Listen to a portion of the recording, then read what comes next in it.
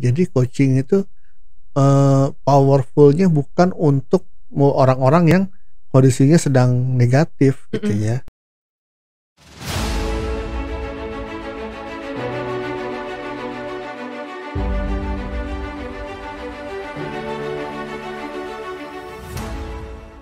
Halo teman-teman, kembali lagi di Dunia Leadership dan Coaching, di mana channel yang membahas tentang leadership dan coaching. Kembali lagi dengan saya, Mavis Valeria. Pada hari ini saya mempunyai topik yang sangat menarik dan seru banget loh. Tapi sebelum kita sambut topik dan narasumbernya, kita saksikan yang berikut ini dulu.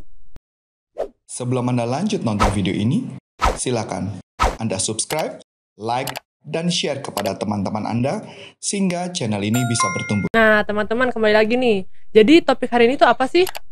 Nah apa ya, aku kasih tanya nanti nih. Aku sambut dulu narasumbernya. Halo Coach Adit. Halo Mavis. Iya, apa kabar Coach? Kabar baik. Baik. Iya Coach, jadi gini nih, topik hari ini tuh lumayan sih, lagi nggak ngetren sih, kebetulan lagi ada sebuah film nih berhubungan dengan yang orang percaya atau tidak, mitos. Nah terus kebetulan banget nih, aku mau tahu deh, di coaching itu ada mitos gak sih Coach?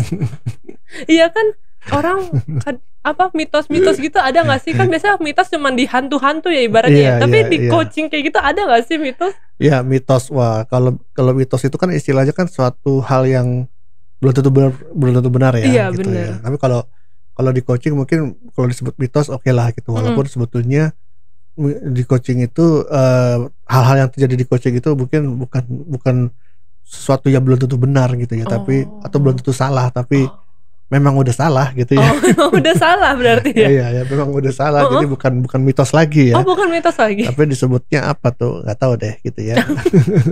Ya oke lah kalau mau dibilang mitos gitu ya. Jadi itu mungkin kalau mau ditanya di dalam coaching itu banyak sih hal-hal yang masih apa ya? Masih salah paham orang gitu ya. Jadi masih banyak orang yang salah paham tentang hal-hal dengan coaching gitu ya. Mungkin kalau dikatakan mitos oke gitu ya. Mitos-mitos gitu mitos, ya. Yang masih disalahpahami orang gitu. Apa aja tuh Coach mitos? Banyak sih gitu, banyak. Cuman yang mungkin yang kita bisa bahas untuk hari ini tuh 5 dulu ya. Iya, 5 dulu aja. 5 deh gitu. Biasanya kan 5 3 gitu ya. 4. 5 3 7 biasanya itu bilangan ganjil atau prima gitu. Gitu ya. Oke, jadi mitos yang pertama tuh yang paling banyak itu adalah coaching itu hanya untuk orang yang memang dalam kondisi yang kurang gitu ya. Jadi tim yang memang mengalami kekurangan kinerja gitu. Kekurangan kinerja, ya, kayak gimana? Kinerjanya tuh masih kurang gitu ya. Jadi hanya coaching itu untuk memperbaiki kekurangannya aja. Gitu. Remedial gitu ya. Sebenarnya nggak gitu tuh Coach. Ya, jadi sebetulnya kekuatan coaching bukan di situ. Memang sih bisa coaching itu mengcoaching orang-orang yang kinerjanya sedang turun, sedang kurang, belum mencapai target gitu ya. Itu gitu ya. Atau yang mungkin KPI-nya itu masih belum tercapai gitu ya. Gitu. Tapi bukan hanya itu gitu ya. Jadi coaching itu powerfulnya adalah untuk membuka potensi manusia yang lebih dahsyat lagi, bukan hanya untuk remedial atau obat penyakit saja gitu ya. Jadi jangan hanya memperlakukan coaching selayaknya kita kalau mau ke dokter gigi gitu kan, baru sakit gigi barulah kita ke dokter gigi gitu kan. Bahkan harusnya kan adalah rutin ya. Mau benar. Sakit gigi mau enggak ya rutin gitu. Betul. Ya itu, jadi coaching itu juga gitu untuk mendevelop seseorang yang kondisinya sebetulnya harusnya yang di coaching itu adalah orang-orang yang kondisinya sudah bagus, cuman dia agar supaya bisa maksimal lagi gitu ya, agar dia bisa apa ya, yang high potential gitu ya, itu dimaksimalkan lagi dengan cara coaching. Jadi kondisinya itu udah positif, cuman supaya lebih positif lagi, bukan yang negatif saja gitu. Nah itu adalah mitos pertama. Mitos pertama. Yang paling sering ya. Yang paling sering ya, bukan buat remedial ibaratnya ya. Bukan hanya untuk remedial. Bukan buat obat doang, tapi untuk sehari-hari dan setiap saat lah ya, bukan saat tertentu doang. Kalau yang kedua apa tuh Coach mitosnya? Yang kedua sebetulnya itu masih nyambung dengan yang pertama ya. Jadi ada yang banyak yang menggunakan coaching itu sebagai cara terakhir sebelum karyawannya dipecat gitu. Iya kan tadi kan kinerjanya udah jelek nih, gitu kan. Nah ya udah coaching deh gitu kan. Mungkin biasanya kalau nggak coaching training gitu kan. Kalau misalnya nggak ada perubahan juga baru nanti kita pecat gitu misalnya gitu. Jadi ya tadi balik lagi, jadi coaching itu powerfulnya bukan untuk orang-orang yang kondisinya sedang negatif gitu ya. Jadi bukan pada saat sakit gigi baru ke dokter gigi gitu kan, ujuk-ujuk gitu kan, jadi heboh-heboh ke dokter gigi gitu kan, kebakaran jenggot gitu segala macam. Enggak gitu ya. Jadi coaching itu harus diperlakukan dengan lebih strategik ya di dalam organisasi, dalam perencanaan yang benar-benar dalam untuk mengembangkan talent-talentnya gitu. Berarti tadi mitos kedua itu menyelamatkan yang hampir out dari perusahaan lah ya ibaratnya ya. Iya, jadi ya itu sarana terakhir untuk menseleksi mana yang perlu dipecat mana yang enggak. Iya benar kayak gitu. Kalau mitos yang ketiga apa tuh Coach? Ya yang ketiga itu biasanya coaching, begitu juga training gitu ya, itu adalah tugasnya HRD. Emang selain HRD bisa tuh buat coaching tuh? Ya harusnya bukan orang HRD yang meng-coaching karyawan, justru atasannya. Atasannya. Kenapa? Karena kan atasan kan memang kan diberi tanggung jawab, diberi target KPI, kemudian diberi karyawan, diberikan tim gitu ya, untuk supaya bisa mencapai target tersebut.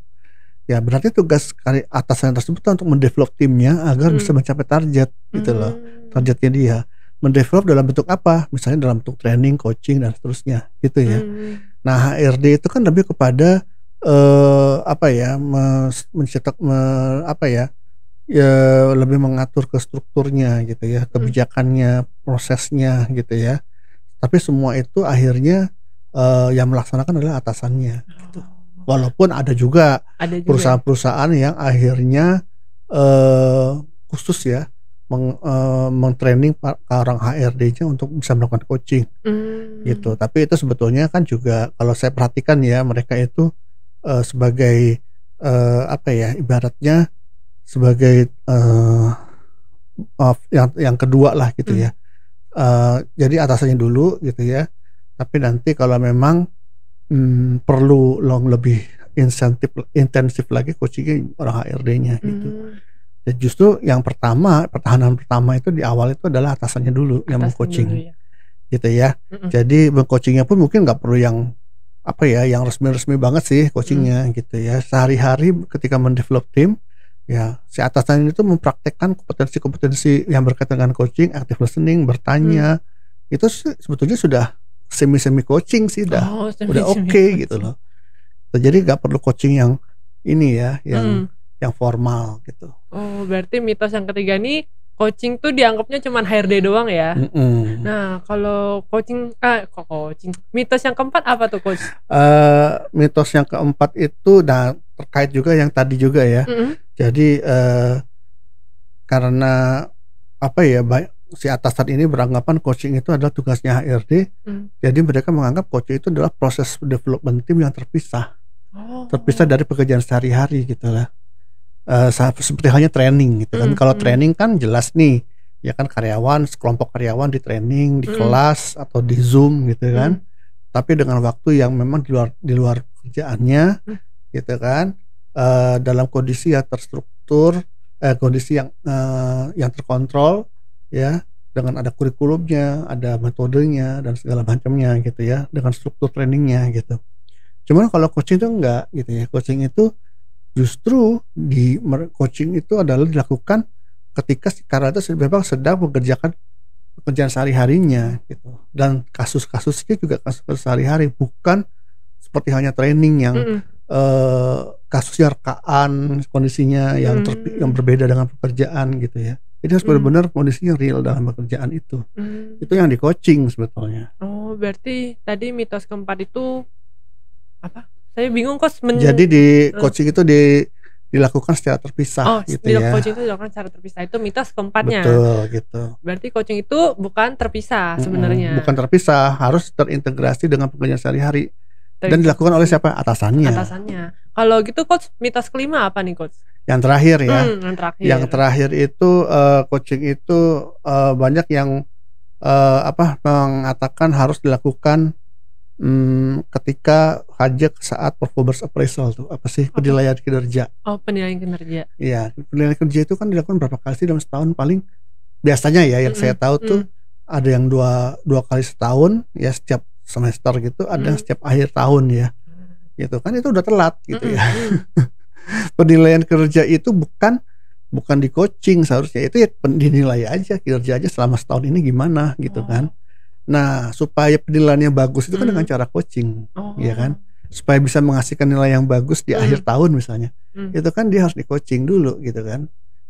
Jadi coaching itu dilakukannya bukan saat penilaian kerja, justru dilakukannya pada saat dia sedang melakukan pekerjaannya, gitu, bukan ketika sudah selesai baru di coaching gitu kan. Terlambat ya. Iya kan? Kalau misalnya penilaian kerja itu kan akhir tahun, berarti udah selesai dong kerjaan. Iya, keburu telat. keburu telat gitu kan. Udah apa yang bisa diperbaiki lagi.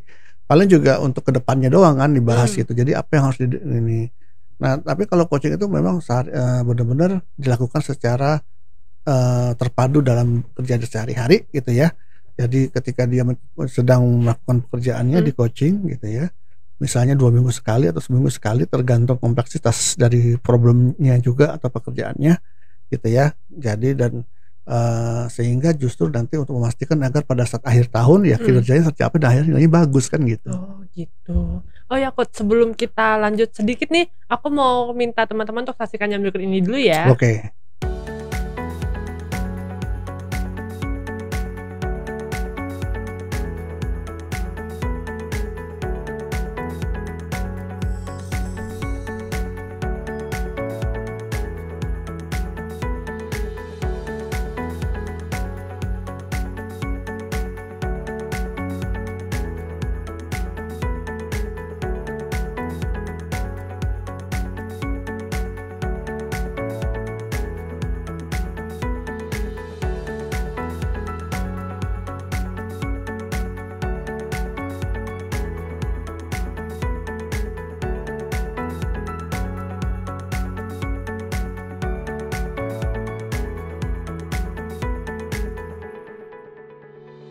Nah, oh ya Coach, tadi 5 mitos ya buat coaching ya. Aku ngulang dulu nih biar aku nggak salah nih. Mitos pertama, wah saya udah lupa lagi Coach. Coba mungkin Coach aja, mungkin boleh Coach aja. Jadi mitos pertama apa, untuk memperbaiki kekurangan. Memperbaiki kekurangan. Yang kedua, sebagai cara terakhir untuk sebelum memecat karyawan. Ketiga, apalagi tadi? Yang ketiga, tugasnya HRD. Keempat, proses yang terpisah gitu. Proses ya. yang terpisah. Kelima sebelum hanya dilakukan pada saat performance appraisal. Hanya dilakukan saat penilaian pekerjaan. Nah itu loh teman-teman, 5 mitos di coaching. Aku baru tahu nih. Terima kasih untuk Coach Adit tentunya ya. Oh ya Coach Adit belajar coaching gini di mana sih Coach? Nah, saya belajar coaching. Maksudnya kalau mau belajar coaching atau sayanya nih belajar coaching? Dari coachnya dulu dong. Coachnya belajar di mana? Dulu. Saya belajar coaching itu sejak tahun 2006, 2007. Lama banget. Gitu. Kalau aku mau belajar coaching di mana tuh Coach? Ya kalau mau belajar coaching ya carilah pelatihan coaching yang memang sudah diakreditasi oleh siapa? Oleh badan yang memang mengawasi coaching ini gitu ya, profesi coaching dan kompetensi coachingnya. Ibaratnya sekolah itu kan ada badan pengawasnya ya, iya, dinas pendidikan mungkin ya istilahnya itu ya. Sama coaching itu ada badan pengawasnya, badan regulasinya gitu ya. Itu namanya yang terbesar dan terbanyak membernya dan banyak dikenal orang gitu ya, yang namanya ICF, International Coaching Federation. Jadi International Coaching Federation sendiri tidak memberikan pelatihan. Yang memberikan pelatihan adalah lembaga-lembaga pelatihan pihak ketiga ya, yang kurikulumnya dan materinya sudah diakreditasi oleh ACF, itu sudah di-approve oleh ACF sesuai dengan standarnya ACF gitu ya. Jadi salah satunya adalah Corpora Consulting. Jadi teman-teman kalau mau belajar coaching silakan buka di website kita ya, www.corporaconsulting.com, cari di situ produk pelatihannya coaching yang berbasiskan ICF. Oke gitu. Nah buat teman-teman jangan lupa untuk like dan subscribe channel kita juga nih, soalnya banyak banget loh materi-materi tentang leadership dan coaching nih. Dan sebelumnya kita ucapkan dulu terima kasih ya Coach Adit ya untuk hari ini. Oke, kita pamit dulu Coach Adit. Bye bye semuanya.